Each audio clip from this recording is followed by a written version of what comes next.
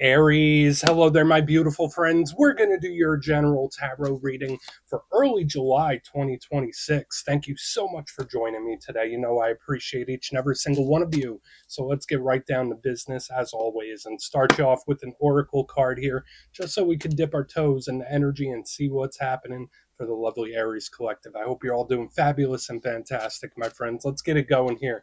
My guide, spirit team, talk to me. What do you got for us? What do you got for the Rams Aries gang in early July 2026? What energies, messages, insights can we take a little peek at? And yeah, we're just going to take a real quick look at this first card, then we'll get into the full reading itself. At the very end, I'll pull you a bonus card from the Shadowland Tarot just to see what might be in the shadows or what shadow work you could lean into, which is always interesting. But let's get it going here. Let's rock and see what we got for Aries gang in early July. What's the vibe? What's the energy? Let's have ourselves a good time today, my friends. We're going to have some fun here. Let's get this card out nice and quick. There we go. Ask and you shall receive. And speak of fun, we have one of the most fun oracle cards in this whole entire deck. Now, that can be great. And obviously, with any energy, it's all about balance. Some things have really good sides. Some things it's like, hey, we need to watch out for this. But the thing I love about this card is the lightheartedness of it. Now, before we fully dive into that, if you're new here, I'll be speaking about the July subscriber surprise towards the end, so you might want to check that out. And also, if you could kindly illuminate that like button by tapping it right on its third eye, you know I'd greatly appreciate it. But enough of the promo, back into the reading. Let's talk more in depth about this card. So as you can see, it's lovely, right? We have this little, it looks like a little play tent of sorts. We have the snow globe, little pony. We have the little toys and dolls down here. So sure, could this be like reminiscent thinking of years gone, years past? Sure. But to me, it's all about having fun. When I see like toys and objects like this, I think of having a good time. So for some Aries, this could be very simple, straightforward. Like, hey, maybe you should do something you enjoy. Maybe you should do something to break things up or keep things fresh and light, right? And I always say people's definition of fun are totally different. Some people like to be in the house. Some people like to go for walks. Some people like to socialize, do arts and crafts, whatever it might be. Spirit might want you to lighten the energy. Now, again, this is a very carefree, optimistic type of energy, so I love the positivity that this card brings. But the downside, as I already mentioned, is the balance. If there's somebody you're connected to that isn't taking something seriously, or if someone's having a little too much fun, right? Everything in moderation, everything in balance. So I think this is pretty good. I mean, unless you're dealing with somebody or a situation that's like laughing something off, but we're just going to put it down right there. We're going to have fun. Just like I said, let's get into tarot. And yeah, I always say that first card, it doesn't make or break the reading. It's just a little footnote. So let's get you 3 tarot cards in the upright. Then we'll get into that intuitive juiciness. Shuffle it up one time here for my beautiful Aries friends. What do we got? And while we get this deck shuffled up and ready to go, let's talk about last week's reading, my friends. It was positive once again. It was titled An Explosive Win, which to me is something that either pops in out of the blue, comes in very hot and heavy, or it intensifies quickly. Usually that explosive, fiery energy works very well with Aries. And as I always say, wins, victories, they come in all different shapes and sizes. Maybe you just had a couple of really great days. Maybe you did have a little bit of fun. Maybe you were adventuring. Maybe some money things or work things showed up for you. I will say this, the energy can bleed over for a couple weeks, so maybe you'll get that win if you haven't already. But we're going to see what shows up this week. As you know, energy is very fluid, never set in stone. So only take this how it hits for you, because we could be seeing your vibe or somebody else, right? Let's get it going. 3 cards here for Aries gang. What do we got? In early July, what do we have for our good friends? Cool. Yeah, the energy's on the move. And I think that's pretty good. All right, so we start with the 6 of Swords. That is an energy that's rocking and rolling, especially if you're like planning a trip or something like that. I like the 6 of Swords. It does represent improvement. And then this card came out with it. We got the 8 of Cups. Okay, where's this energy heading to?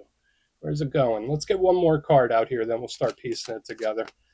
Okay, 3 of Pentacles. Nice. And then this energy is like there's work to do. There's something I need to do. That's very intriguing how this energy is showing up.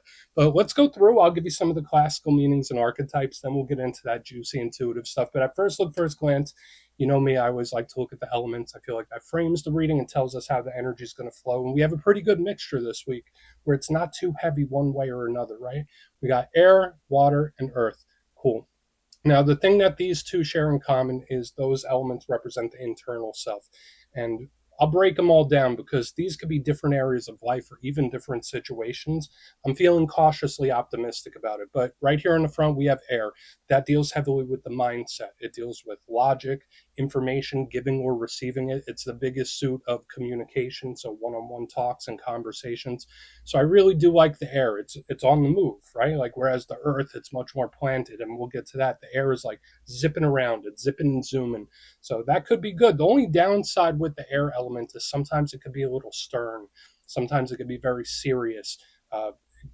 Could even be an energy that overthinks. So just watch out for that. But in the center, we have the water, which is the whole offset, right? Whereas the air, that's very logical, planned out, pragmatic. The water is functioning off intuition, feeling, and emotion because this is the suit of things that we care about, matters of the heart, the internal self. It could deal with intuition. It could deal with dream states. It's very creative and imaginative and thinks outside of the box. And it's huge when it comes to the one on one partnerships. The only downside to water is that it's always ebbing and flowing. It's in, it's out, it's up, it's down. So that's something to watch out for, and it can be very intense. But then getting here to the back end, we have the earth, solid, planted. I always say earth to me represents results. It represents stability, security, predictability. So I think it's pretty good. It's a big part of day to day routine. Thing with the earth element, it could be money, work, business, finance, home, and family. So all the material world things. The only downside to earth is it's not as movable as these energies on the front, right? The earth is like very, very planted and could sometimes be stubborn. But let's go through and start building this out piece by piece. Position number one, we're starting with the Six of Swords. Now, as I mentioned, I always love when we start with an action card, and this is one of those. And we see the people, they're in the boat. And the beautiful thing about this card is it represents coming out of choppy waters into calm. So when I see this, I think of improvement. I think of things improving, things getting better. So if you've been dealing with any sticky situations or energy's been a little too clunky, this is good because we're moving forward. This is an eyes to the horizon type of vibe. This could also deal with travel, and I'm going here, I'm going there, situations involving distance. This is a very big travel card, so if you do have a trip planned, this might be it. But I just love it for its improvement. And again, this is action. First two cards up here in the front, it's go go go go go. So you might have a little extra energy in this time. Now the only downside to the Six of Swords, sometimes it's an energy that can not take things seriously. It could avoid things. It could try to like dodge and weave. So I'm not sure if this is something or someone that's being avoided or trying to be. We're just going to need to take a look at it because this energy is always zipping and zooming and on the go. Now, moving to the middle, we have the Eight of Cups, and we see this person. Classically, it's a card that represents walking away from things, right? But to me, I just see it as neutral action. This person's walking away from the Eight Cups, heading towards the Nine. Notice it's nighttime, there's a moon there, so there is this little aspect of the unknown, the unexpected that's tied to this card. Now, again, for some of you, maybe there is something or a situation where you're like, no thanks, this can be walking away. But to me, I just see it as action, especially like when we have the Six of Swords and the Eight of Cups. It's like, okay, I'm going here. I'm making improvements there. I need to make this happen. So there's a lot of underlying energy here. Now, the downside of the Eight of Cups is sometimes it can represent giving up, right? It can represent that avoidant type of energy we were picking up in the front. So if you're dealing with a situation that's a little avoidant, a person, or maybe there's something you're trying to walk on eggshells around, that's very possible because there is a strategic tone to it. Now, on the very back end, we have the Three of Pentacles. I like this card. This is one of my big cards of work, money, business. So this could be good. It's a co-creation card, people working together. I always say it's teamwork makes the dream work. Now, when it comes to any three in the tarot deck and numerology, they represent group dynamics, other people. So when we clarify this, it may just be giving us a little energetic hint of somebody in your circle, someone that you're close to, if we're not looking at work business things. I like this card because it could represent help, it could represent assistance. The downside to the Three of Pentacles, to me, is the fact that it could get overly complicated. Have you ever heard the phrase too many chefs in the kitchen? Like sometimes the Three of Pentacles could be like too many ideas, too many people trying to call the shots, too many people trying to do this, that, and this. So the energy seems to be moving around quite a bit. But I want to dive deeper on all of it, Aries. Let's do it. Let's jump in and clarify. Okay, let's get a good shuffle here for you, my friends. Let's see what's happening. And yes, this is where I go intuitive with the message, which means I just tell you how it feels to me. So feel free to do further research or rely on your base knowledge of tarot, because as you know, every single reading is about the reader's interpretation, and I'm just giving you mine. Let's go in on the Six of Swords. I want to see what all this action's about, whether it's you or somebody else. So why is the Six of Swords here? Oh, and yes, if you're a reader yourself, please feel free to play along. That's why the box is here. If you're feeling any messages you want to give to Aries, you can drop it in the comments. I don't mind at all. Okay, Six of Swords. Why is it here? Thank you. All right, so we have the King of Pentacles in the upright. Now, this can be very good. This could represent like the early stages of like a prosperous venture. So I'm liking it initially. Now, the King of Pentacles, if you're tied to an earth sign, Capricorn, Virgo, Taurus, when I see the Six of Swords and the King of Pentacles, to me, it's like I'm pushing against something, right? Like there might be a barrier, there might be a situation where it's like I'm trying to break through this wall, I'm trying to break through this thing. So again, I'm not sure if there's something you're dealing with, something, a problem or situation somebody else is dealing with, but this is a huge problem solving type of energy where it's like, okay. And the reason I say that, I like earth energy. It's great for money. It's great for the material aspects of life. This can represent wins and victories, so there could potentially be more of that coming up. But the King of Pentacles is very solid, very sturdy, unchangeable. So, like when I get the Six of Swords pushing up against this, I do get a little bit of tension of somebody trying to break through something. And we'll see if that happens. I definitely think it could. Um, and again, it could be great for some of you. I don't want to sit here and say like it's all pressure, it's all a bad thing, but there is a huge energy around problem solving. So just know this, whether somebody calls you in to help you, like to have you help solve a problem, it's like, yeah, let me analyze it and I'll tell you which way to go. There's like this energy of guidance, either giving or receiving guidance or solving of a problem. We're going to keep going. So hopefully, if you've had any clunky energy, it's like, okay, I have a game plan. I know how to move forward here. So a lot of action, good potential. That's what I'll say. This energy feels to me like there's good potential in the results. So let's go in on Eight of Cups. It's very important that if you do run up into a roadblock of some kind, that you don't give up. It's like just keep pushing, try to break through it. So let's see what's up with the 8. We're going to see where this energy is going. Thank you. Super quick. Yeah. All right. I mean, this is good. I don't want to say this is like grass is greener on the other side type of energy, but the 10 of Cups, that's one of the best cards in the whole entire deck, my friends. I absolutely love it. It's great for home, family. Uh, Again, it's like tippy top of the top when it comes to beautiful energy here. So, like when I see the 8 of Cups with the 10 of Cups, it's like, okay, I'm doing this, I'm making this action. This could absolutely be the breakthrough because one thing I'll say, we have the tension right here in the energy. When I get to the center, it seems to like flow, like a dam burst of some sort, where it's like something built up, built up, built up, boom, big breakthrough of energy. So again, there could be a lot of things, situations, problems, maybe even good things where I experience a breakthrough, which I think is really good. Feels very powerful with all this tension and release. That's how it feels. Now, aside from that, the 10 of Cups, the wins, the victories, the reason I said it kind of feels like the grass is greener type of energy. Remember, this person's going from the 8 of Cups to the 9 of Cups, moving towards the 10, where it's like, okay, I'm going to go over here now.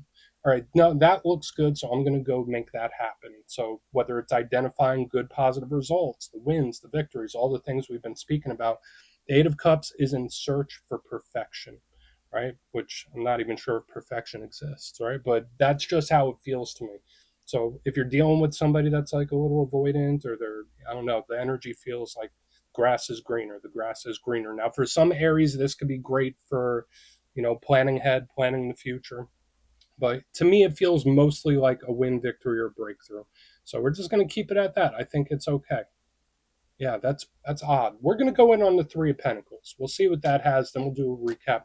So I'll say this overall so far with all this action movement we have here in the front, I like the results. I like the direction it's heading in. So we're going to see what's up with the 3 of Pentacles. There is this flow of energy that I'm picking up. So let's go in on that 3. Where's that 3 there? Okay. Yeah, this could be a bit of a monkey wrench. So we have the 6 of Pentacles in reverse underneath this 3 of Pentacles. This energy could sometimes do a little too much, try a little too hard, push a little too hard.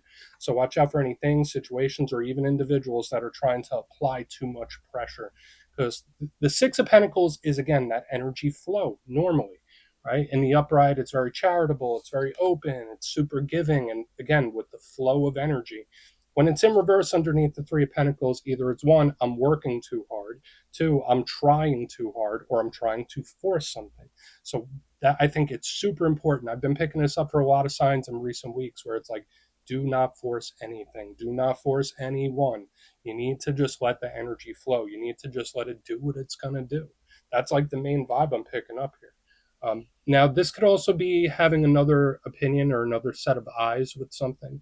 So just like I was saying in the front end, where I do have this like problem solving type of energy, here on the back end, there might be someone that asks your opinion, like, hey, Aries, if you were in my position, what would you do? Or maybe you have a situation where it's like, I'm not really sure what to do here. Nothing wrong with asking for advice or ask someone else what they would do if they were in your position. So there is this underlying energy of problem solving, which I think is good, especially with the breakthrough. But yeah, watch out for working too hard, trying too hard, or just pushing energy and trying to force anything. It's all about the flow. But let's go through. I'll do a quick recap, then we'll get into the shadow. I'd say overall, I really like the energy this week. But if you kindly look in the box, position number one, we start with the Six of Swords and the King of Pentacles in the upright. That could be very good. That could be moving towards something very solid and stable. But to me, I was feeling like an energetic tension, like a pressure building. So whether it's a person, a situation, it's like, oh, why won't you just play along? Why won't you just get on board here? It's an energy that's like causing some pressure. But I love where it goes because this pressure creates a diamond. Because right here in the center, I have the Eight of Cups with the Ten of Cups in the upright. That breakthrough type of energy where the pressure builds up and then there's a release, which I think is lovely. So again, wins, victories, breakthroughs, it does show up here right in the center. The only thing I'd say watch out for is like the grass is always greener on the other side types of things, people or situations, because that's kind of how this feels, where it's like an energy that's always striving for perfection and it's like never satisfied. Moving to the back end, we have the Three of Pentacles, Six of Pentacles in reverse. Super important not to try to force anything, not to try to pressure anything. Don't overwork yourself. Don't overdo it with anything in this time. There could be something about conserving your energy, but letting things flow. That's the super important vibe here. There was also this underlying tone of either giving or receiving advice or guidance. So whether you're called in to help someone solve a problem, or maybe you need a second set of eyes on something, there's nothing wrong with that here. Actually might be beneficial. But please take a screenshot if you want to look into that further. Let's see what's in the shadows. Okay, let's get a good shuffle here for Aries gang. What do we got? And yes, I always like to pull a shadow card at the very end just to see whether it's something within you or something you don't quite see. Shadow cards don't always have to be a challenge. They could be a good thing too. So let's get you one. And if you made it to this point in the reading, please feel free to check out channel memberships. I'll put a link for it in the comments below. It's a beautiful way to support the channel, and I have much love for all my channel members. All right, let's get this shadow card out. What do we got for Aries gang? Please, nice and quick. There we go. All right, yeah, we have the King of Wands. Beautiful. That's an Aries power card. Remember, it's not gender specific. You might be connected to another fire sign with the King of Wands. But what is the overarching theme? I always say kings represent control. So we have a couple of kings here. King of Wands controls effort and attention. So, in the positive sense, this is very outgoing, very energetic. That pressure building, this is King of Wands energy for sure, where it's like, I want to do this, I want to do that. It's super, super motivated. But the only downside to the King of Wands is it can be an energy that goes with its urges. So watch out for temptation, watch out for urges, watch out for act first, ask questions later type of energy here. But I also think it's super important not to pressure or force anything, again, because this card could sometimes do it. It wants a result so bad that it'll push something into a corner. So watch out for that. But I think it can be good. Very high energy overall, Aries. But we're just going to leave it at that, my friends. That's what I have for you this week. Don't click away just yet, though. I'm going to give you the details. The July subscriber surprise. If you would like further insight on your situation, or you'd like to have a chat with me, you can book a personal session with me on my website, mastermetaphysics.com. The July calendar is up and spots go quick, so you might want to check that out. But for the July subscriber surprise, doing another winner's choice, I will choose 3 lucky winners to either choose a copy of the Gilded Tarot Royale, which is one of my favorite decks of all time. It's a must-have or a handmade pendant from my website, mastermetaphysics.com. So if you'd like to get your name in for that, it's two simple things, as always, my friends. First, you must be subscribed. And second, let me know down in the comments, out of all the cards that showed up in today's reading, which one spoke to you the most, or jumped out to you the most, or resonated with you. You'll be entered to win, and at the end of the month, the winners will be announced in my posts tab. As always, my friends, much love, and I'll see you soon.